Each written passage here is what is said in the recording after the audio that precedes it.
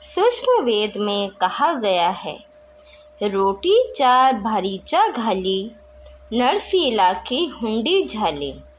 सावर शाह सदा का शाही, जाकी हुंडी तत्पर लाही।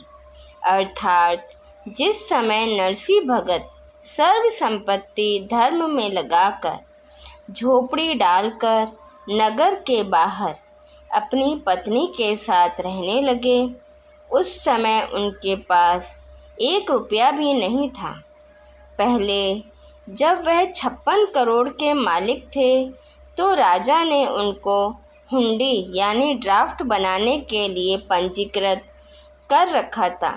हुंडी जैसे वर्तमान में बैंक ड्राफ्ट बनाया जाता है, उसी प्रकार हुंडी बनती थी। जिस समय नरसिंह मेहता जी निर्धन हो गए थे तो उनका पंजीकरण पत्र समाप्त कर दिया गया था। 500 रुपये लेकर 4 संत नरसिंह जी से हुंडी बनवाने के लिए नगर में आए हुए थे। नगर के व्यक्तियों ने उन साधुओं से मजाक कर दिया कि सेठ नरसिंह आजकल सीधे मुंह बात नहीं करते और वन में बैठकर ड्रामा कर रहे हैं कि मैं निर्धन हो गया हूँ। अधिक जोर देकर कोई कहता है तो हुंडी बनाते हैं, आप वहाँ जाइए। संतजन नरसिंह जी के पास आए तथा 500 रुपये सामने रखकर हुंडी बनाने को कहा। नरसिंह ने मना कर दिया कि साधुओं, अब मेरी हुंडी नहीं चलती। संतों ने कहा कि नगर वाले ठीक ही कह रहे थे कि आप सीधे मुंह बात भी नहीं करते, हम हुंडी बनवा कर रहेंगे। नरसिंह जी समझ गए कि नगर वालों ने मजाक कर दिया है, अब ये साधु नहीं मानेंगे और नरसिंह जी डर गए कि संतजन भ्रमित हैं, कहीं मुझे और श्राप न दे दें। उसी समय कागज मंगवा कर हुंडी देने वाले के स्थान पर सांवलिया सेठ सांवल शाह, क्योंकि नरसिंह जी श्री कृष्ण के पुजारी थे, का नाम लिख दिया। संतों ने द्वारिका में दर्शनार्थ जाना था, इसलिए शहर द्वारिका लिखकर 500 रुपये की हुंडी बनाकर संतों को दे दी। पीछे से नरसिंह जी ने उन 500 रुपयों का घी, चावल, दूध, खांड आदि खरीद कर उसका भंडारा कर दिया। संतजन ने द्वारिका में जाकर वहाँ के सेठों से सेठ सांवल शाह का पता किया और हुंडी के पैसे लेने का कारण बताया। द्वारिका के सेठों ने देखा ये हुंडी तो नरसिंह निर्धन की है, अब तो वह दिवालिया हो गए हैं।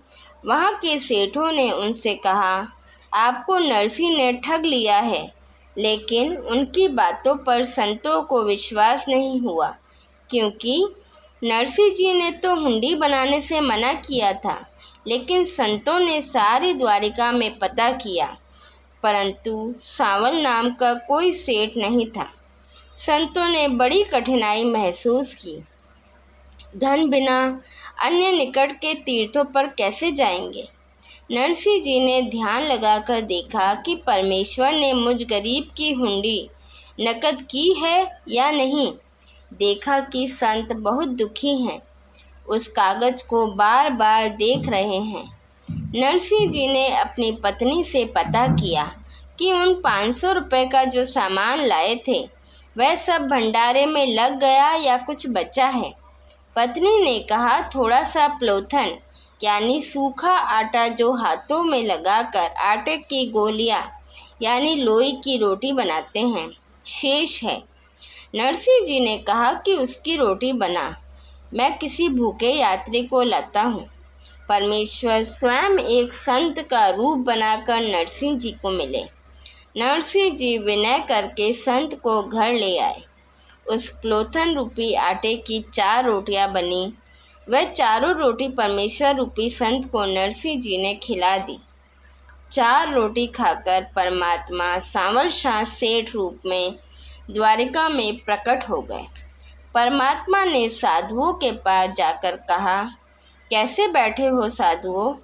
महात्माओं ने कहा, क्या बैठे हैं सेठ जी, हम तो किधर भी जाने योग्य नहीं रहे। ऐसे ऐसे बात है, नरसिंह जी की हुंडी यहाँ चलती नहीं। उन्होंने हमारी हुंडी बना दी, पर उनका दोष नहीं, हमने ही उन्हें मजबूर कर दिया। और यहाँ कोई सेठ नहीं है सांवल नाम का। परमात्मा कहने लगे, किसने कहा तुम्हारे को? वो सांवल नाम का सेठ मैं ही हूँ। आ जाओ, मेरी दुकान पर चलो, मैं दूंगा तुम्हारे 500 रुपये। नरसिंह जी की हुंडी बिल्कुल सही चलती है। कौन मना कर रहा था? वह कागज़ लेकर उस द्वारिका के बाजार में, जहाँ चारों तरफ बनिए सेठों की दुकानें थीं। परमात्मा कहने लगे, यहाँ पर बिछाओ चादर। सेठ रूप में परमात्मा चांदी के नए नए सिक्के लगे पटक कर मारने और ऊंचे स्वर में 1, 2, 3, 4 कहकर गिन रहे थे, जिसकी आवाज़ दूर तक जा रही थी।